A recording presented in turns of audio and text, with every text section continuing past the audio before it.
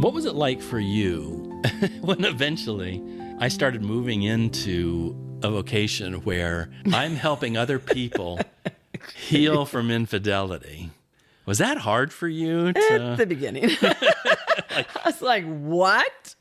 Who would go to somebody who actually did that and think they could help them? But then I thought, well, people who are wounded in certain areas, like I did a lot with women whose husband had affairs. So I could speak into that better than someone who would not. So I thought, you know what? If he can use it for the good, then good. It's not just because I experienced that. It's because I experienced and learned from it. Mm-hmm. So I think I would have liked someone like me speaking into my life. Do you think you'd have listened going through it? If you showed up like who you are today? You think I would have listened more. Would it have changed anything? I don't know. Okay. Maybe that guy was so out of tune. Because we had a counselor. Yeah, I look back, I'm not sure I really like a lot of what. You were seeing her. No, I was not in a good place. Yeah. I wasn't willing, but and still. I kept trying to tell him, he's still seeing her. No, he says he is. I said, no, I know he is. Yeah. I counsel people differently than I think what we were being counseled. Which is good, because I think counseling's gotten better. Yeah. It's gotten better. It understands the mind, and understands this and that and the science. And so, a lot of it's gotten better. I'm glad to hear that.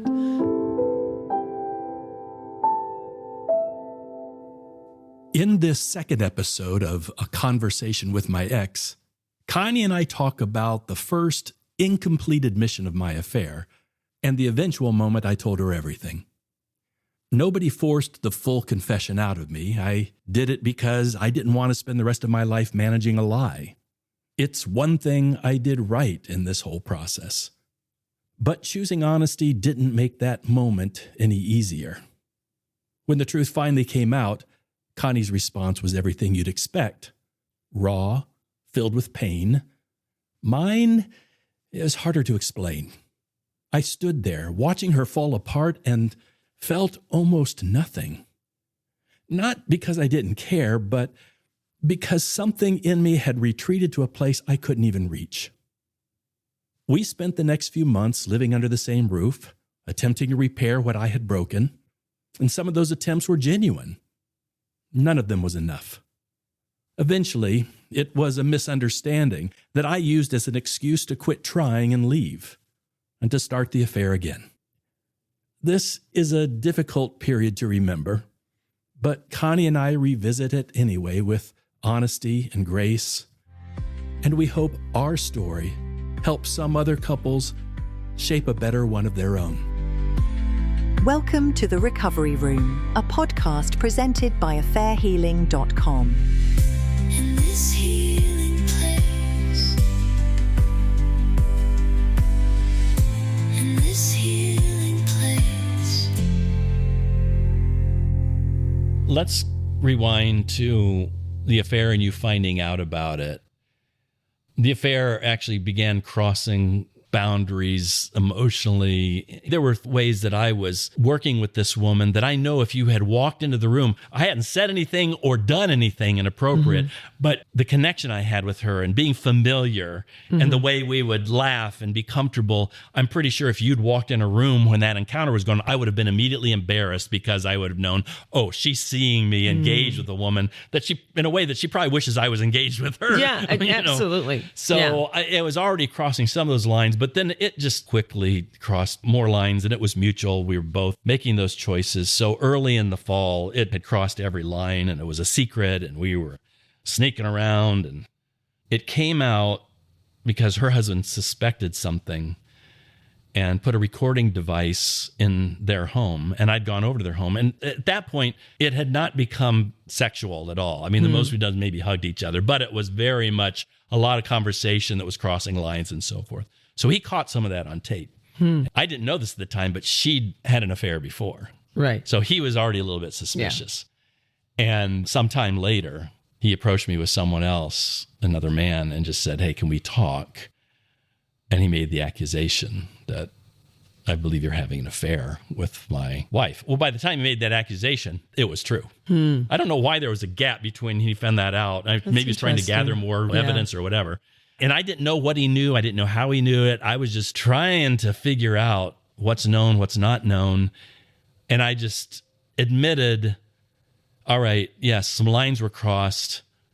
We become too friendly as workers and probably said things that are inappropriate. And I did hug her once, and I'm sorry for that. And if this hadn't happened, who knows where it'd have gone, but I'm sorry.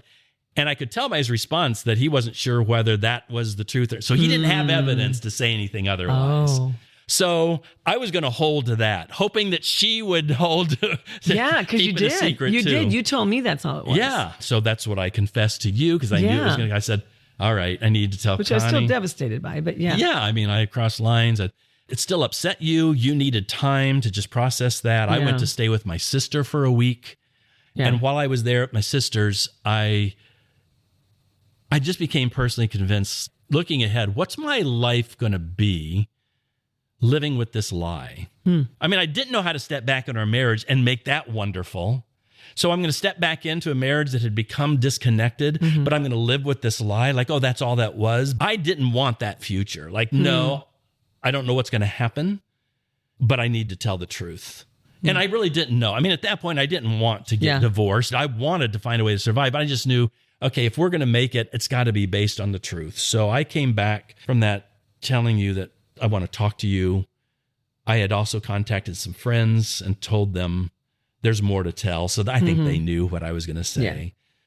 We gathered in our house, you and me, and I think your sister was there. She was in the basement. With the kids? Yeah. And there were some other friends They're there the that friends, had just our group supported of us. friends that we'd been with. And that's when I let it all out. Yeah.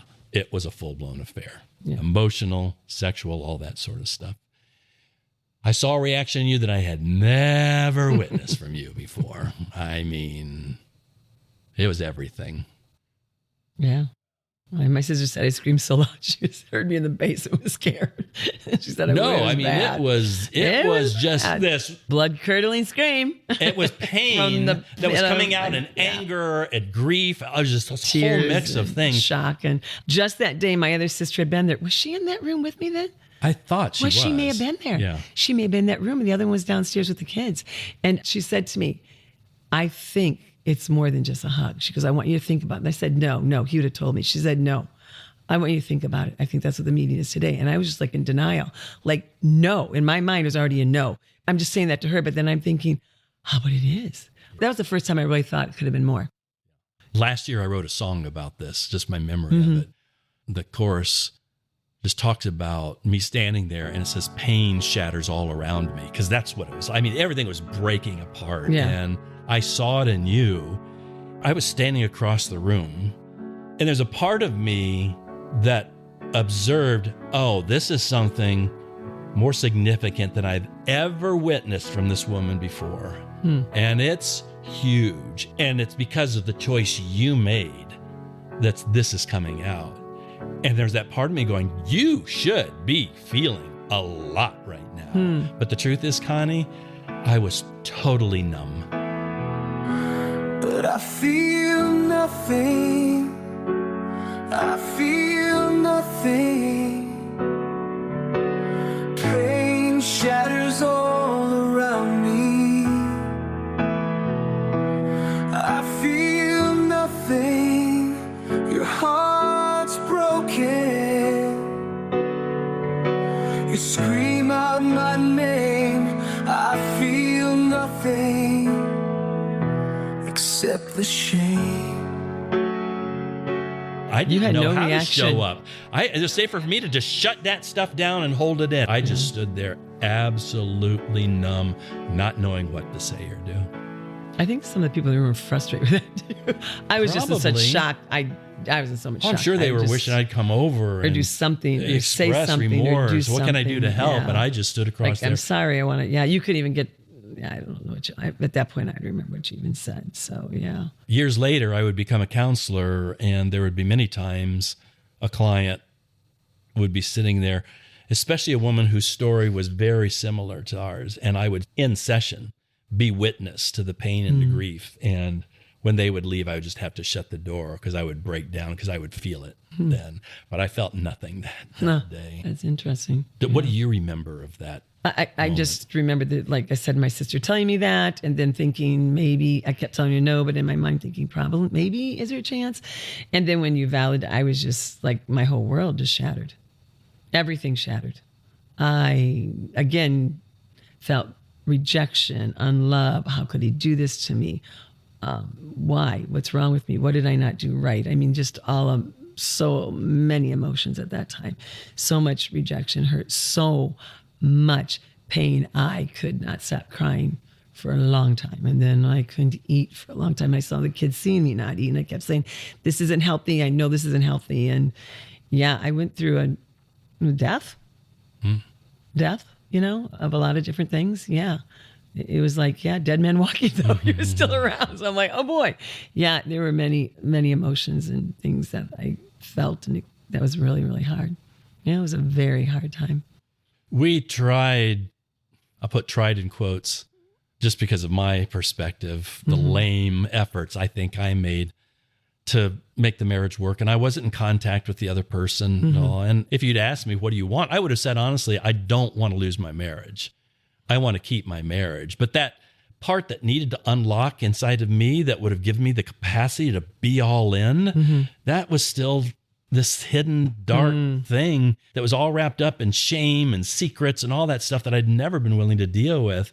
And I don't think until I ever did that I could have brought what I needed to bring to that effort. But we tried. And I think there are some times when I really recognize you showing up. I think there are times, especially when you were shutting down, I tried to make a little bit more effort. There are moments when there's a glimmer of hope, but it just didn't work. And this is how I remember it. You might remember it differently, but some months had gone by and you found a note or a letter in my briefcase that I had written to her. Yes.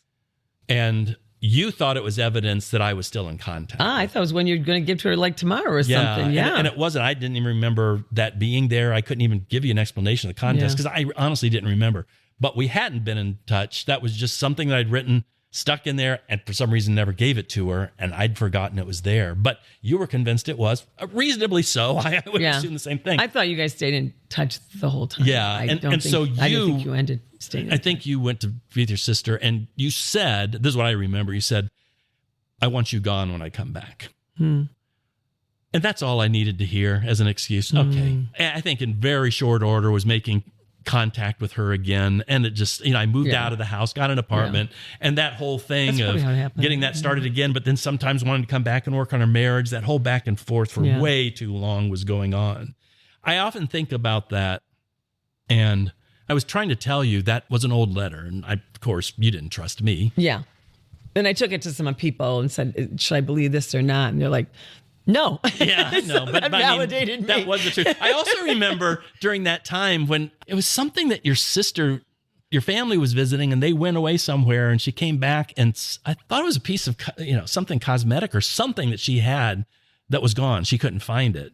And the assumption was, well, Tim must have stolen it. I'm going, that's not even something I want. I was suspect of everything from that point. I didn't know that. Sorry, I don't remember that one at all. But anyway, so I'm not blaming you for not trusting me. Of course, I haven't reestablished trust. Yeah. But I often think about that and wondered, what would it have been if I would have just said, no, I know it's not easy to believe me, but I'm not in touch with this other person. I want my marriage to work. She's told me to leave, but I am going to be here when she gets back to say, I want to stay and fight for this and work for it. But you never did. No. In fact, I suspect that if I had done that, that would have been a good thing for you to witness and see. That helped. Yeah. But no. I was looking for something. It's like, okay, I'm done. We can't do this. And I wasn't at the place where I could have brought what I needed to bring. But anyway, that started. There were attempts. You sometimes would write a letter and saying, I kind of hope this happens. I'd like to make it. I was a wedding coordinator then and stuff, and I'd come home and go, okay, I saw these parents, they were divorced. I don't want this for our kids. We got to make this work. We got to make this work. You said, okay, I'll think about it. And then, I don't know, we just never were able to. Well, I think for me, it was that disconnect between what was in my head and what was in my heart. It's like, no, I want this. And I knew intellectually there's a reason I fell in love with you. And I don't want to lose this marriage. I don't want to lose this family. And when I say a disconnect to the heart, I would have probably explained at the time, well, but I've fallen out of love with her, and now I've found connection with someone else. I think the truer answer is that for many years before the affair happened, I had closed myself off to you, and I didn't know how to open that up. Yeah. So you would hear me say things that were honest from an intellectual perspective, but it was not backed up by that conviction of a emotions. heart. Yeah. And that's probably why you came, and you'd always say, they keep telling me I can love you again. They keep saying it'll happen. Just stay in there. I'm just going to tell you what they say because I don't feel like it does. But you probably, from an emotional point, like you're saying, the head of the heart just couldn't connect that way. No, and because so- you just kept telling me that. And I'm like, well, I don't want to live with that. I don't live with hopes of and I you. see couples that kind of stay together with that hope too. That's Well, what we you said, want to yeah. wait for, let's work on this until the magic Yeah. happens. Well, Yeah. but the thing was, I was expecting, well, what's going to change in our circumstances, Right. or what's going to change in Konnie that's going to make me feel that way? That was the completely wrong focus. You know, eventually I realized, oh, it's the stuff in me that needs to change. And once that happens, the heart can be open to something different, something new. And it doesn't turn into a Disney fairy tale. It turns into the effort of love. It turns into that thing. Okay, there's a way we can commit to each other and learn to be really good together and learn to have compassion and care and love for one another, even though it's hard. And even though there are wounds, those can heal. And even though there are times that we still will disagree and feel disconnected, but I know how to bring myself into that and work, not perfectly, but consistently. I'm going to own my part in this and figure out how to be better. I mean, I will work on this stuff the rest of my life, but I'm better than I used to be. I think a lot better than I used to be. And I want to keep getting better at it. I wish I could have offered you at least the opportunity to choose that or not. I mean, 'cause you have a right to go, no, this has hurt too much. Yeah. I'm never going to trust you again. And it doesn't matter what I would have said or done. Yeah. You had the right to do that. Yeah, but there was- I didn't even offer that to you. Yeah, because you could not at that point. What you're saying, you really were emotionally not able to do that at that time. Yeah. Yeah, well, I mean, again, I'm sorry for that. You got so much of what you didn't deserve, and I know you've had to learn things about yourself Yes, and for grow in sure. your own way, Yeah. but Yeah. you were a victim of choices that you never asked for, you didn't expect, you didn't deserve. Oh, the beginning, it's such a hard road. When you left, it was hard. Yeah, you went through a really, I really went tough through, time. again, I wasn't eating, I wasn't sleeping, I lost so much weight. It was a hard road. Ended up being on some antidepressant medicine. I mean, You asked me if I had the capacity to go back and speak to myself, would it have made a difference? What would you want to go back and say to that early version of you? I just wish I knew that I would be okay someday. Yeah. I'm going to be okay. I really am. And everything you said to me, why am I letting that define who I am? I didn't realize what you were struggling with at the time. You know, hurting people hurt others, and you were really hurting, and so you were hurting me in a way. You're not a vindictive person. So, because I knew your personality, that was just, you were a lost person. And I didn't understand that. And I think understanding that and knowing there would be hope and joy and healing in Christ one day. Yeah. So maybe some people listening to this aren't even at the place they can really receive it yet because they're just so caught up Yeah. in that. But even if it's a glimmer of hope, like, oh, maybe. Oh, yeah. And then There's there's hope. some listeners that are kind of past all of that deeper stuff and maybe have just been floating, in a pattern of not moving in any Or direction. they're past, but they can't do the forgiveness. Yeah, well, that's a big Like one. they can't do the forgiveness and they're still hurting themselves. If they can get to that, they just don't understand. That doesn't mean like what you did was right if I forgive you. No, it's No. still wrong, Yeah. but it's what it does for myself in the long run, the healing it brings to me. Yeah, I mean, the forgiveness. One author that I interviewed says, well, no, there's judgment in forgiveness. How do you forgive if you don't judge first? Like, it was wrong. Yeah. What you did is wrong. I'm just going to stop holding you in judgment of it. Yeah. I'm going to let that go in the past. Right. And And when my friend even said, how could you do that with him? I was almost defensive of you because he's my friend. I said, I'm okay. I'm sorry you're not. Yeah, I'm sure that there are it friends wasn't around a family you member. that have to do their own work of forgiveness. I'm like, I'm good. They're very protective of you, and friends do that. Yeah, but- they do. And I said, no, it's good. I'm good. Well, I'll just say it again. I'm sorry for I'll all say the thank stuff. you. And I'm glad we are where we are today. Yeah. Would I have thought that a long time ago? No, I would have never thought it would come this full circle. But I'm very glad that it did. Yeah, well, For our sake, for the kids' sake, for anybody who knows us. Yeah, sake. well, you've always been such a great mother. And in our marriage, you brought things into that relationship that were valuable, that were good, that would have been so much ongoing benefit if I had just been willing to do my part in it. So I just want you to know I recognize that stuff. Whatever messages you got from me when I was in that confused whatever and hadn't dealt with my stuff, I know you got mixed messages because I didn't know how to speak honestly. I just can tell you honestly, like I do remember a lot of good things. I know why I fell in love with you. I think there are reasons that we did make a good couple together, but there are reasons why it wouldn't have got broke married if we apart. didn't. Yeah. And there's things I needed to figure out. And we've both been on the journey of learning those things and growing. So Always I will hope be. other people can experience the same thing. I do So, too. That thank would be you wonderful. for being willing to do this. I had a friend who said, "What? You did a podcast? Why would you do that?" I said, "Because I feel like our motive was a good motive." Oh, You I know, I definitely said, "I think it's a good this- motive." She said, "How could you do it?" I said, "I'm not mad at him anymore." And she goes, "I can't believe, no, we're okay. That's the purpose of this, is to know this can happen. And I would love to see that for more couples." And again, we're so unique on what we've been able to be open and talk to. And I get that. And you've been so unique on owning and apologizing, which again, without pointing fingers when you apologize. And again, there could be fingers pointed at things I did. And it's just like, not infidelity on my part, but Right. you know, just like any husband and wife can point, well, you were this way, you're that way. Let me point out your failures or faults or whatever. And never, ever, ever, Yeah. ever have you done that once to me. Now, again, I wasn't so good at the beginning about you. Again, the kids can validate that. Mom was not kind about you for a long time because, again, as God healed my wounds, as God defined who I was, and as I got that healing, I could get to that point, it was so healing. Yeah. And so it's just so good for you, a person who's holding on to that, the freedom that comes with that healing. And so that with my faith was absolutely huge for me.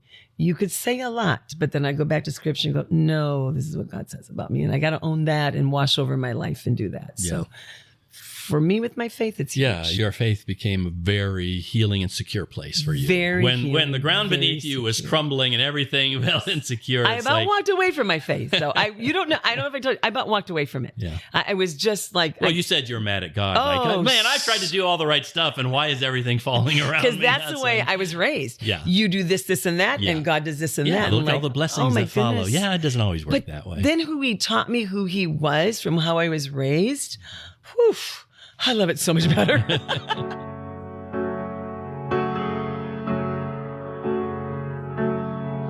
I know I did this. I know this mess is mine. You fall to your knees while I make my stand. I know I loved you, so I should feel something.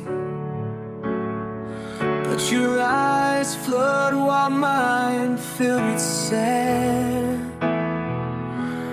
I feel nothing. I feel nothing. Pain shatters all around me. I feel nothing. Your heart's broken. You scream out my name. I feel nothing except the shame. I should say something. I should tell you we'll be fine. You cry for answers. I make you guess. I sing songs so words should come easy. But you strain for music while my song's at rest. I feel nothing. I feel nothing. Pain shatters all around me. I feel nothing. Your heart's broken. You scream out my name. I feel nothing.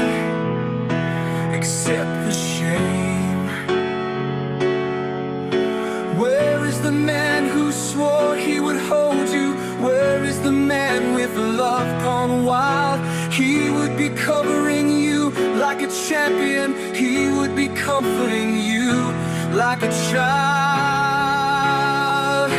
But I feel nothing, I feel nothing. Pain shatters all around me. I feel nothing, your heart's broken. You scream out my name, I feel nothing except the shame. My fist holds tight the seeds of regret. Someday I might plant them, but I'm not ready yet.